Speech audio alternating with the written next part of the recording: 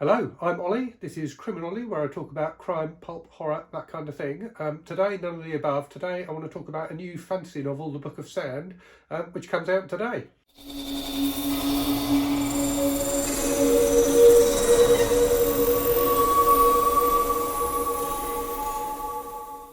Now, the first thing I want to say about The Book of Sand is it's really, really good. I just finished it. I read it cover to cover in 2 days. It's like over 600 pages, so that tells you how gripping it is. I really could not put it down. It's a fantastically enjoyable and exciting read. Sadly, and this is, well, it's very sad anyway, but also it means I don't know what the future holds for this series of books, because I think this was envisaged as the first in a series. The author, Theo Clare, also known as crime writer Mo Hayder, died in 2021. So this book has been published posthumously by her publishers. I did a bit of looking into it when I'd finished the book, because I was interested to see what was happening, because it's very clear when you get to the end of the book that that's not the end of the story. And it sounds like she had signed a 2-book deal with her publishers, but that the series was, envisaged to be longer than just 2 books.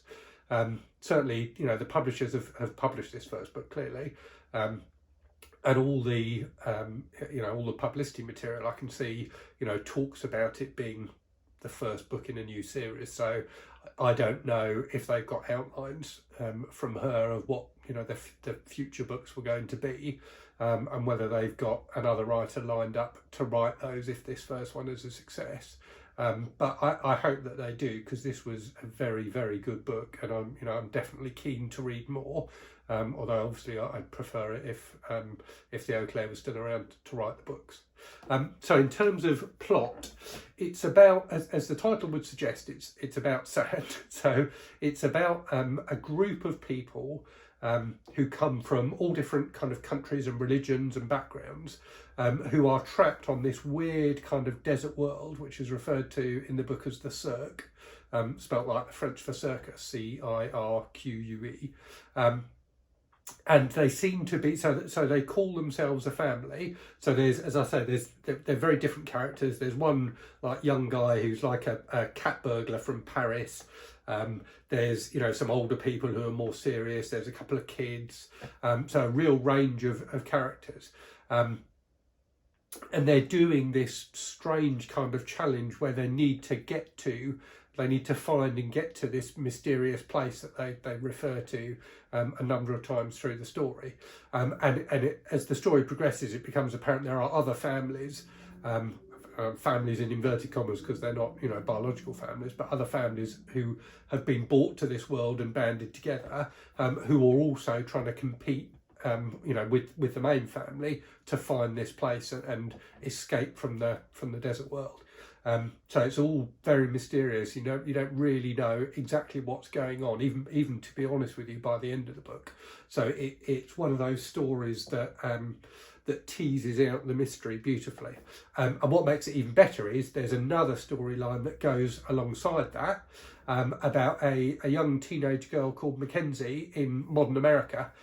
So the chapters kind of, well, not the chapters, but the storylines flip-flop between those 2 stories. So McKenzie is this kind of nerdy high schooler who has, kind of emotional problems and things like that. So is socially awkward at school, feels ostracised by her classmates, but also keeps on having dreams about sand. So there's clearly some sort of connection between her and this mysterious world. And as the book progresses, that becomes clearer, shall we say. But it makes for very compelling reading. I mean, it's kind of a bit of a hackneyed way to write a book, but it does really work, that interplay between 2 storylines where there's some kind of a connection, but you can't quite tell what it is. And it means you can always leave each storyline on a cliffhanger, and so it makes for a really, really gripping book. The characters are all really interesting. So as I said, there's a real variety of different characters, both on this kind of sand planet and on Earth. So some of the characters McKenzie meets are very interesting. All the characters are quite believable and well drawn, even when they're kind of fantasy characters. And the other thing that Theo Clare does brilliantly is, the world building. So this world she has created of the Cirque is fantastic. It feels really rich, and there are things that are recognisable from our own world on there, which just adds to the mystery. But it's also clearly not just our own world in the future or something like that. There's something more than that going on. So she does a great job of building the mystery, but creating this whole new universe for us to explore. And there's all this kind of terminology and things like that around the planet as well. So there's these weird creatures which are called genie, so D-J-I-N-N-I, that kind of come out at night and are very aggressive, that the human characters have to avoid. And there's all this terminology to do with this strange contest that they're part of as well. So it really feels like a very richly thought out world. It definitely feels like a world that's got potential for a good few more books in it. As I say, I was totally gripped by the storyline, but the world is a fascinating one. And I was reading the book as much to find more out about the Cirque and what's going on there as I was, the actual individual storylines related to the characters. On top of all of that, there's a bit of humour thrown in. It feels like a very modern book because of the mix of different nationalities and religions and things like that. There's LGBT characters. There's everything you would want in a modern fantasy, and some fantastic kind of action scenes and scenes of peril and things like that as well. So the storyline itself is gripping, but there's some brilliantly gripping scenes in it as well. Some really truly exciting stuff, as you'd expect with a book about a desert planet. There's lots of kind of peril of like dehydration and quicksand and things like that, which is always great fun. Not, I'm sure, to experience in real life, but to read about in a book. And yeah, it just all hangs together brilliantly. So if you like fantasy, it's not the kind of thing I normally cover on this channel, but I was provided with an art for this book through NetGalley, and I enjoyed it so much I had to come on and talk to you guys about it, because I really think pretty much anyone would enjoy this.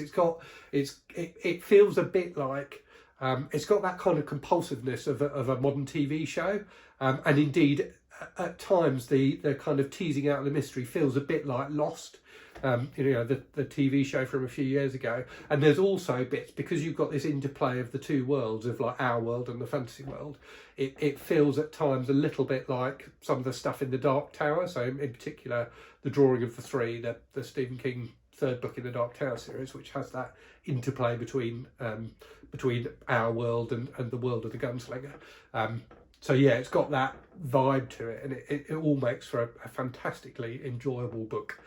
So if you fancy something like that, do rush out and buy it. I'm hopeful that enough people do, the publishers will keep on, will find a good writer to continue the series. And I'm really keen to read more of it, because I thought it was absolutely fantastic.